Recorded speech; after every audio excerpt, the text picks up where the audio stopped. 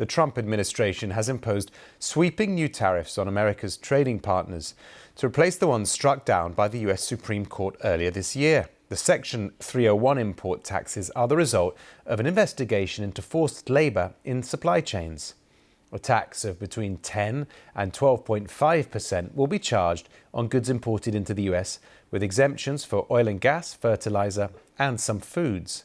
60 countries will be affected, including some of America's biggest trading partners, Japan, South Korea, India and Canada, along with the EU and the UK. The new tariffs came into force about 2.5 hours ago, just as a temporary 10% tariff imposed by the president expired. Well, tariffs have been a cornerstone of President Trump's trade policy aimed at shrinking America's trade deficit and bringing back manufacturing to the US. So, have they worked? Here's Samira Hussain with the answers. You confused about tariffs? I feel you. First, there were Liberation Day tariffs that were imposed, then suspended, then imposed again, and then ultimately found to be illegal. Then came Section 232 that were announced and then modified. And then, of course, there was Section 122, and then there was Section 301, and Tariffs are going to make us rich as hell. These tariffs are going to give us growth like you haven't seen before. Tariffs is the most beautiful word to me in the dictionary. President Trump loves tariffs, but the real question is, are they working?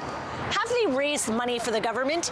Yes. According to the Tax Foundation, the Liberation Day tariffs raised $166 billion in the year 2025. But that money is to be refunded after the Supreme Court said that the original tariffs were illegal. Have manufacturing jobs come back to the U.S.? Well, not really, according to government data. It shows that manufacturing employment has actually fallen since the first tariffs were imposed. Have they lowered U.S. imports? Well, not really. U.S. imports have been steadily increasing since the beginning of the year, and in May, they reached near record highs.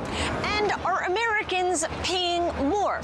Well, inflation was already a problem, but according to research by the Yale Budget Lab earlier this year, they estimate that American households are paying 1.5% more because of tariffs.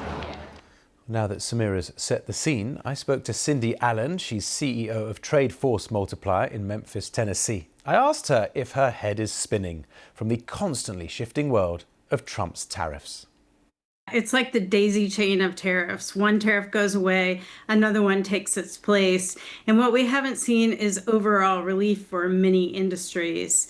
The Section 301 tariffs that did come into effect about a half hour ago here in the United States do have more carve-outs than we've ever seen in any of the other trade remedies, specifically food, some textiles, which was surprising to a lot of those manufacturing facilities in the U.S., pharmaceuticals, specifically raw materials going into pharmaceuticals, and some oil and gas to protect against some of the other pressures that are happening in the oil and gas industry. That is fascinating. So when you're picking through the daisies, you see that this one's a slightly different picture. But is there a thought that these tariffs, for what they do stand for, that those areas that didn't get a carve-out might still get struck down and the money refunded, as has happened with the other tariffs in the past? The Section 301 has seemed to really insulate the administration from being sued for not having grounds to assess the tariffs. The Section 301 authority is clear, and it gives the president the authority to assess tariffs on things that could impact U.S. citizens or the economy. And this argument that the lack of forced labor enforcement by essentially the whole world has resulted in economic impact is seen to fare better in courts, but we do expect a challenge like every other tariff remedy that has come into play in the U.S. Okay, so a sense that it's maybe on stronger legal ground, but not necessarily definitive. Have your clients, by the way, I mean, Samira was mentioning it, have they had their refunds from the Liberation Day tariffs? Yeah, we've seen almost $1 billion in refunds go back or be allocated back to importers. So that process is ongoing and has been successful. And a lot of companies are hesitant to reinvest that money or refund it to their customers because they do see that the trade remedy tariffs will continue to be assessed. So many of them are just putting it in their bank account and using it to pay future costs for tariffs. Right. So it didn't come back to the customers. It stopped with the businesses. Yes, that's what we've seen overall. There are a few court cases, a few challenges by end consumers asking for that money back, but we have not seen resolution of those cases yet. Cindy Allen there.